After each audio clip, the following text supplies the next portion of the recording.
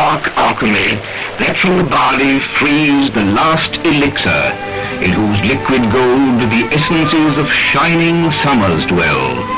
The peaty fragrance of the snow-fed burns, the mystery that none may ever tell, while still the heather to the hill returns.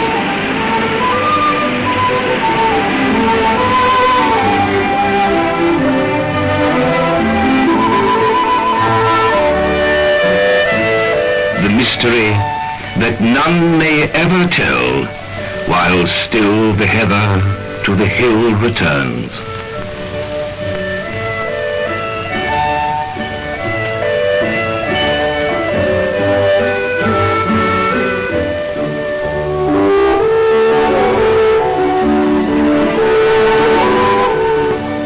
Who are the keepers of the mystery? What is the secret of Scotch whisky? Whence comes its particular appeal? Why can't it be made anywhere else in the world? These are questions which have long awaited response. The secret is locked in the heart of Scotland, and even those who make it do not themselves know the full answer. For Scotch whisky is of Scotland. It is Scotland, and its qualities defy the analysts as steadfastly as the Scot himself through history has defied the efforts of others to subjugate him. The real character of Scotch can only be produced in the land of its birth.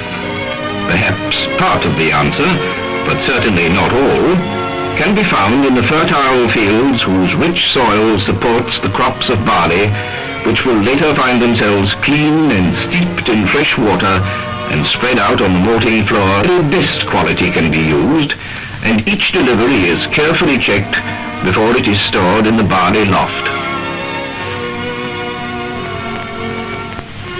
The process begins when the barley is steeped in water for some 60 hours. Here again, even at this early stage, we find the reason for the distinctive quality of the whisky which will ultimately appear, for the water is the water of the Highlands, pure, fresh and crystal clear, the water which bubbles from the mountain springs. Issuing from the red granite, these burns have pointed out the very sites that the distilleries themselves must occupy.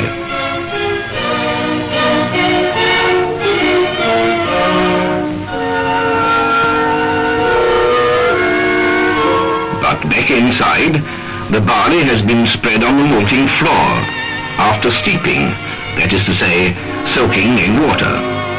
This process brings about certain changes, the outward sign of which can be seen in the growth of the barley corn. Wearing special boots, the maltmen control the rate of growth by turning the barley with their flat wooden shovels, called shills. There is no hard and fast rule controlling germination. Experience alone, passed down from generation to generation, is the yardstick by which the maltman knows. Then comes the next stage. The green malt will be dried in a kiln.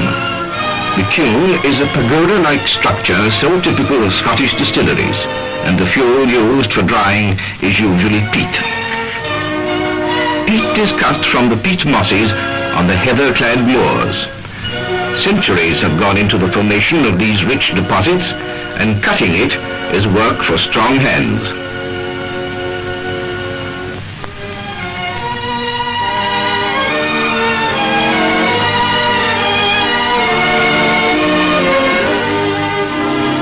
The peat's reek, as it is called, passes through a perforated floor high up in the kiln to dry and permeate the malted barley.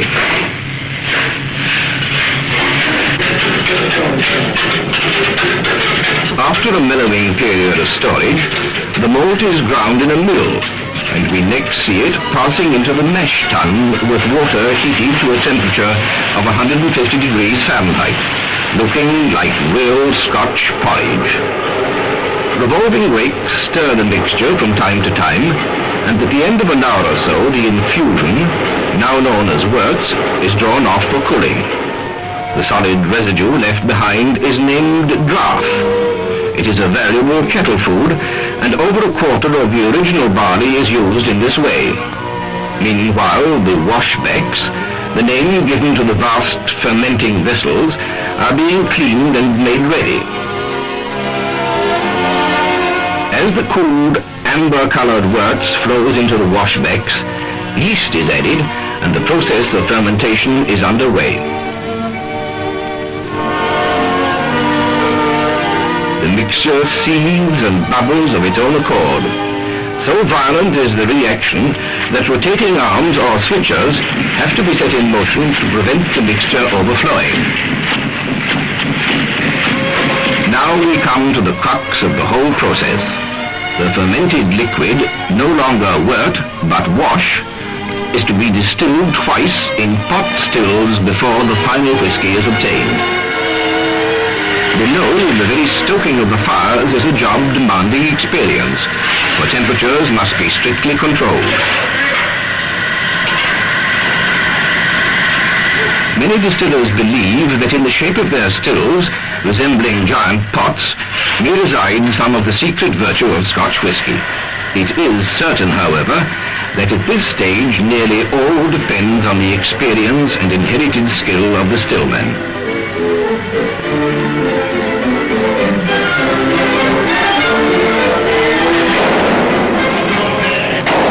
The sounding note of the bobbin, or striking block, tells the experienced ear that the wash is not rising too high, for it is the vapors, not the liquid, that are wanted, and there must be no risk of boiling over.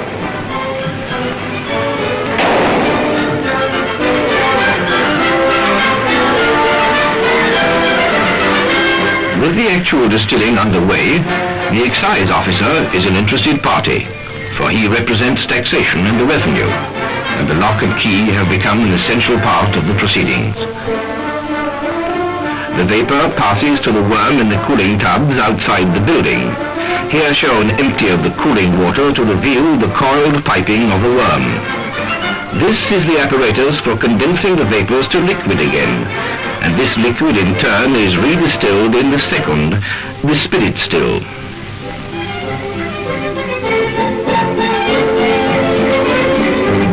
The distillate at both stages passes through the spirit safe, which is securely locked.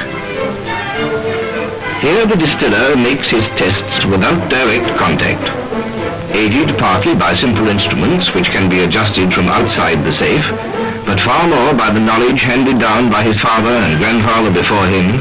The stillman can tell when the magic moment has arrived, and he finds himself making real whisky.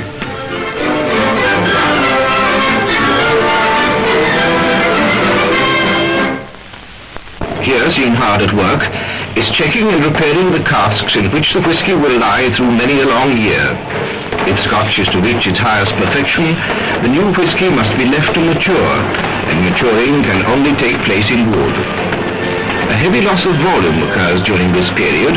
As much as 5 million gallons in a single year may be lost forever into the atmosphere. The casks are filled in a special building, and here again the excise officer holds the key to one of the pair of locks that secures the door. Of course, the distillery manager has the key to his lock, and when the door is pushed back, we can enter to see the new whisky being filled into the casks.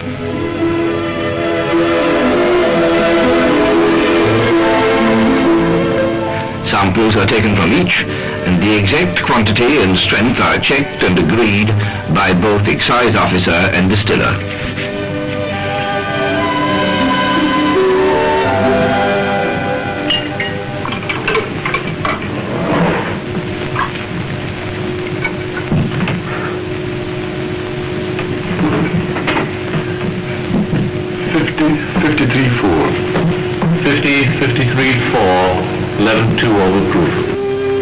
Whisky is the reward of a long, unhurried process, during which the utmost care is taken to ensure that the highest standard of quality is maintained.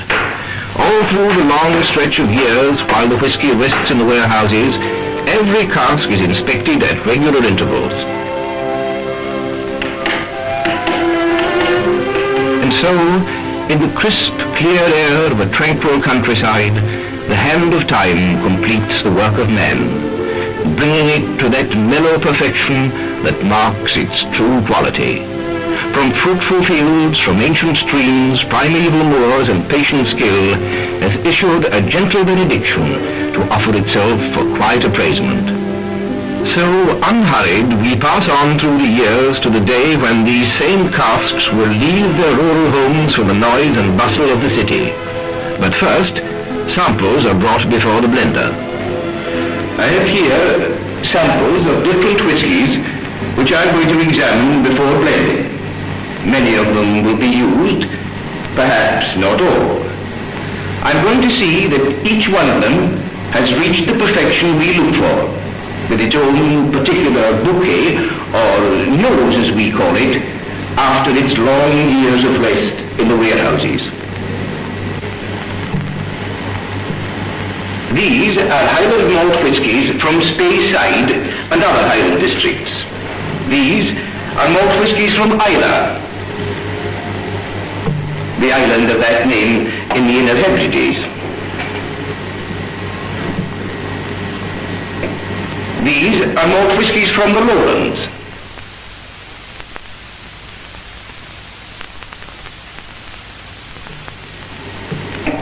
And these are grain whiskies, rather lighter in body,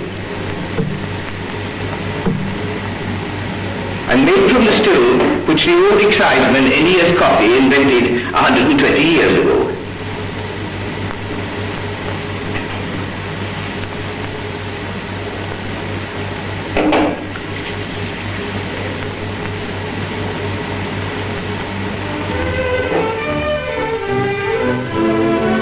Whiskies from the various distilleries will now be combined in the quantities decided by the blender. And as the bungs are knocked out and the whiskey gurgles into the troughs which will carry it to the blending vats, is imagination being strained too far if we glimpse something of the bubbling activity of those remote Highland burns that gave it life? The actual bringing together whiskies is accomplished in huge vats, and afterwards the blend is filled into casks again to marry and consummate harmonious union. In this state they remain for anything up to another year, during which frequent tests are made to assure the blender that his faith and knowledge are justified. Then, and only then, is the blended whiskey ready for bottling, inspection, and packing into the cases in which it will find its way to every part of the world.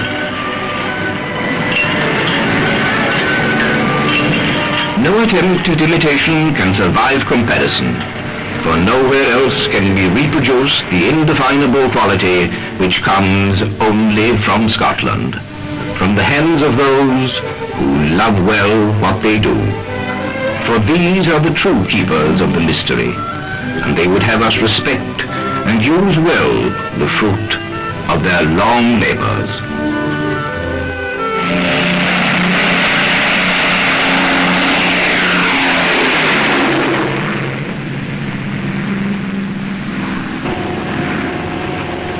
Oh, no, laddie. That's no way to take a dram. This is something that time and history has given us, by the grace of nature, from the hands of skilled craftsmen. You cannot taste it like that. Time has made it, and only time can make enjoyment perfect. Do you not realize what you do? As Alistair Bennett said, something is here of the inside mystery of the ancient distilling art, in which, for reasons which give him more pride than humility, and set him oftener seeking than satisfied, the Scot has been marked out as the custodian of ultimate perfection.